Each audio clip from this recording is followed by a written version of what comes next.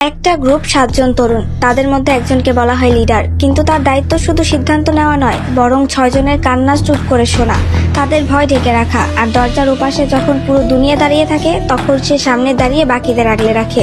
হ্যাঁ, আমি আরএমের কথাই বলছি, ওরফে কিম নামজুন। যখন বিটিএস নামটা কেউ চিনত না, নামজুন তখনও বিশ্বাস রাখতো এই 6 জন একদিন আকাশ ছুবে। যখন জাংকুক কনফিডেন্স হারিয়ে ফেলতো, নামজুন তাকে বলতো, তুমি পারবে, তুমি আমাদের গর্ব।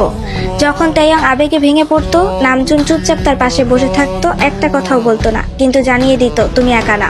যখন জিন নিজেকে অবমূল্যায়ন করতো, সে বলতো, তুমি শুধু হ্যান্ডসাম না, তুমি আমাদের ব্যালেন্স।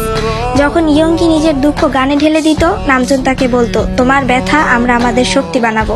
হোসেওকের ভয় যখন তাকে থামিয়ে রাখতো, নামজুন ছায়ার মতো তার পাশে দাঁড়াতো।